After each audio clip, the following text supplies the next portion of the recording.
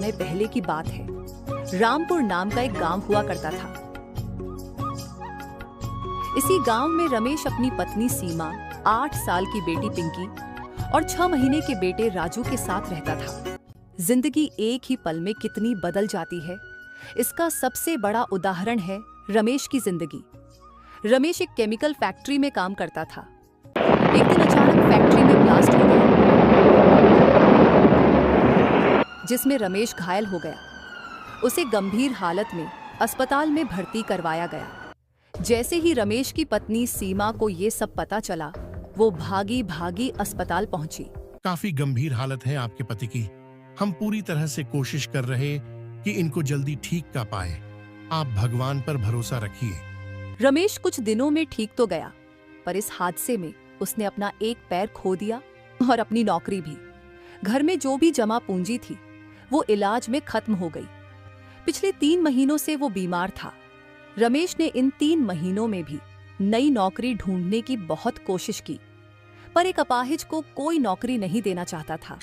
ऐसे ही समय बीत गया और अब तो ठंड का मौसम शुरू होने वाला था। ठंड के साथ साथ तेज बारिश भी लगातार हो रही थी, जिससे सड़कें पानी से भर जाती। ऐसे में रमेश को इधर से उधर आने जाने में बहुत परेशानी होती। बेचारा रमेश आज भी परेशान होकर घर लौट रहा था। हे भगवान, आज भी काम नहीं मिला। सब लोग मुझसे ऐसे क्यों कतराते हैं, जैसे कि मैं कोई भूत हूँ। अरे एक अपाहिज को जीने का हक नहीं है क्या? वो और उसका परिवार भूखा मर जाए क्या?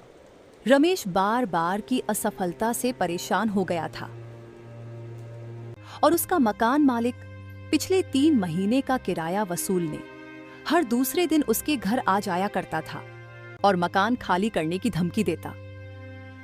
देख रमेश, अब बहुत हुआ तेरा ये नाटक। चुपचाप मेरा किराया निकाल, वरना ये घर खाली कर दे। पूरे 3 महीने हो गए हैं तूने किराया नहीं दिया है। आज आखिरी बार बोलने आया हूँ, किराया भरो, नहीं तो 2 दिन में घर खाली के देना। इतना बोलकर मकान मालिक चला गया। बेचारा रमेश बहुत परेशान था कि अब वह क्या करे। उधर गर्मी एक अनाज का दान नहीं था। पिछले 2 दिन से पूरे परिवार ने कुछ भी नहीं खाया था।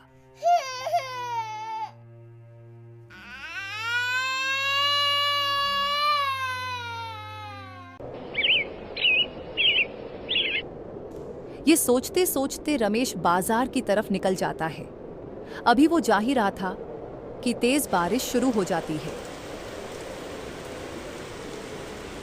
हे भगवान, इतनी तेज बारिश। मुझे उस चाय की टपरी के नीचे रुक जाना चाहिए। अगर बारिश में तबीयत खराब हो गई तो लेने के देने पड़ जाएंगे।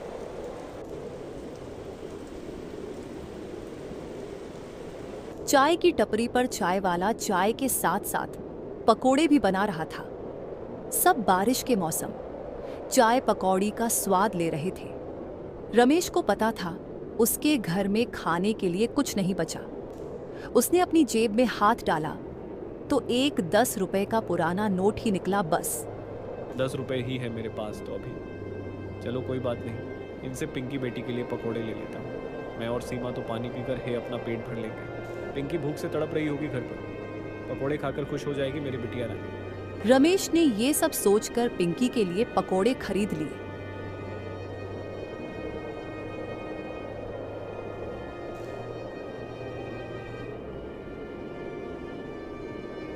थोड़ी देर में बारिश भी बंद हो गई। रमेश पकोड़े लेकर अपने घर पहुंचा, पर घर का नजारा देखकर उसकी आंखों में आंसू आ गए। उसकी पत्नी और बच्चे घर के बाहर खड़े हुए थे। का बेटा राजू अपनी माँ की गोद में बस रोए जा रहा था और उसकी बेटी पिंकी भी डरी और सहमी हुई अपनी माँ के पास खड़ी थी, क्योंकि उनके मकान मालिक ने उनको घर से निकाल दिया था। मकान मालिक एक एक करके उनका सब सामान घर से बाहर निकाल रहा था।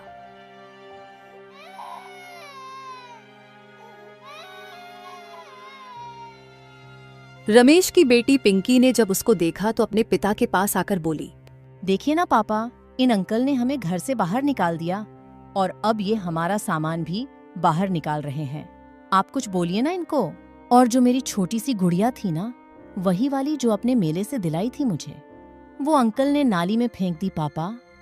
रमेश ने अपनी बच्ची को चुप करवाया और मकान मालिक के पैरों में गिर पड़ा। ये आप क्या कर रहे हैं मालिक? इस तरह हमें बेघर मत करिए। कहाँ जाऊंगा मैं अपने परिवार को लेकर?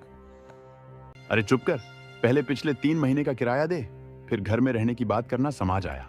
बस बस बहुत हुई तेरी नौटंकी। जब पैसे चुका देगा तब आ जाना घर में रहने। अभी के लिए तो निकलो यहाँ से, बिना किराए के नहीं रहने दूंगा अब मैं तुम्हें अपने घर में।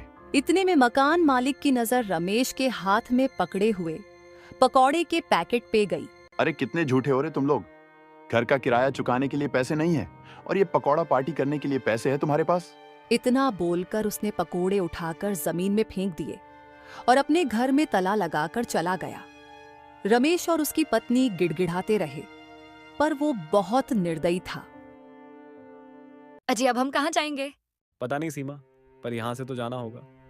फिर वो छोटा मोटा सामान उठाकर वहां से निकल गए। पर आज ऊपर वाला भी इन मासूमों पर तरस नहीं दिखा रहा था। कुछ ही देर में तेज बारिश शुरू हो गई।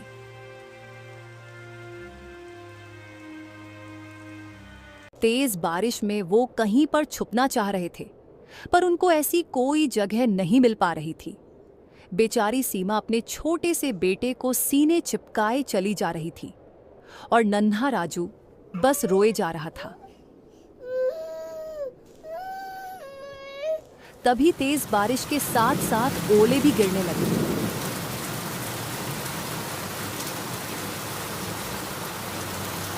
हे भगवान, अब क्या जान लेकर ही मानेगा हम गरीबों की आज। बारिश पड़ ही रही थी कि ये ओले और गिरवा दिए। बहुत मजा आता होगा आपको। राजू इस तरह भगवान से शिकायत के रहा था, तभी उसकी नजर सीमेंट के बड़े से एक पाइप पर पड़ी। उसने सबको पाइप में छिपने के लिए कहा, लेकिन दुर्भाग्य से पाइप तक पहुंचने के पहले ही एक ओला पिंकी के सर से टकराया और उसको चोट लग गई, जिसमें से खून भी बहने लगा। सीमा ने छोटे बेटे राजू को अपने पति रमेश के हाथ में दिया और झट से अपने साड़ी के पल्लू का टुकड़ा फाड़कर पिंकी के सर पर बांध दिया। मम्मी, सिर बहुत दुख रहा है। रो मत मेरी बच्ची, बस थोड़ी देर में ठीक हो जाएगा।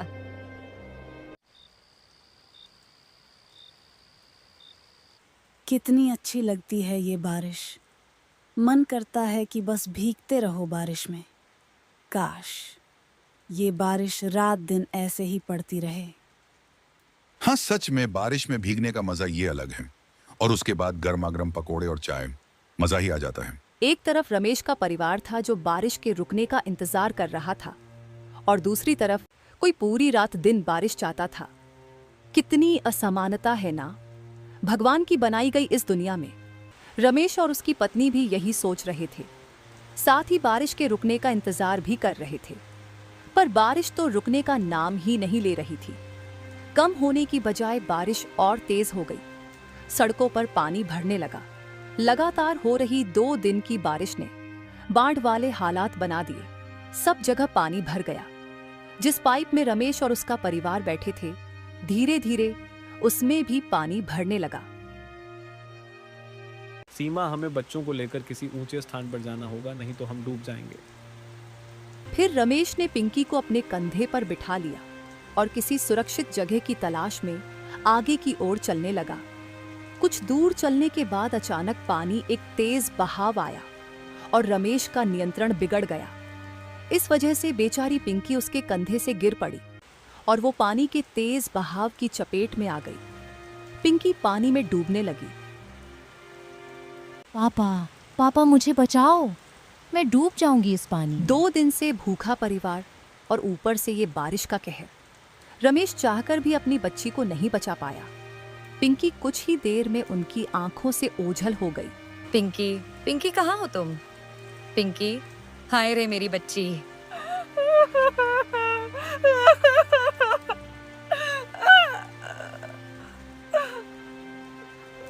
पर पिंकी ने कोई जवाब नहीं दिया। आज रमेश खुद को बहुत असहाय महसूस कर रहा था और एक असहाय पिता की तरह ऊपर आसमान की तरफ देखकर बोला, और आज तो तूने मुझसे मेरी बच्ची भी छीन ली। कान खोलकर सुनेल तू अब। आज से तू मेरे लिए भगवान नहीं, पत्थर है तू पत्थर। पर शायद मौत की लकीरें उनके हाथों में अभी भी बनी थीं। तभी तो वो बेहोश होकर बांध के पानी में बहे जा रहे थे और बाढ़ राहत कार्य वालों की नजर उन पर पड़ी और वो उन दोनों को लेकर अपनी नाव में बिठाकर राहत शिविर ले आए।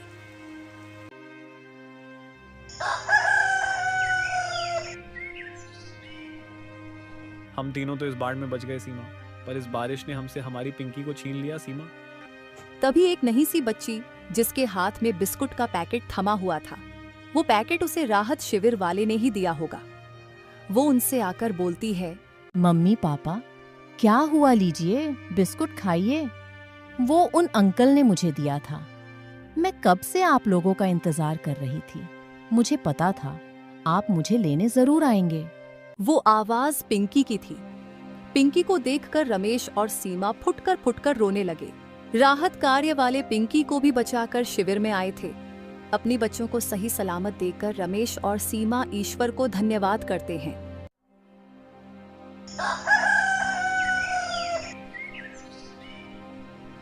वो सब 1 महीने तक शिविर में रुकते हैं। आज रमेश अपने परिवार के साथ बहुत खुश था। मुआवजे के तौर पर रमेश को सरकार के द्वारा कुछ रुपए दिए गए जिनसे वो कोई काम कर सके। रमेश ने अब अपनी एक चाय पकौड़ी की दुकान खोल ली और उसका काम अच्छा चलने लगा। आज रमेश अपने परिवार के साथ खुश। दोस्तों, अगर आपको भी अपने आसपास ऐसे ही कोई गरीब, लाचार, अपाहिज व्यक्ति मिले तो कृपया उसकी मदद जरूर करेंगे। और ऐसे ही दिल छू लेने वाली कहानियों को देखने के लिए हमारे चैनल को सब्सक्राइब करके वीडियो को शेयर कीजिए। धन्यवाद।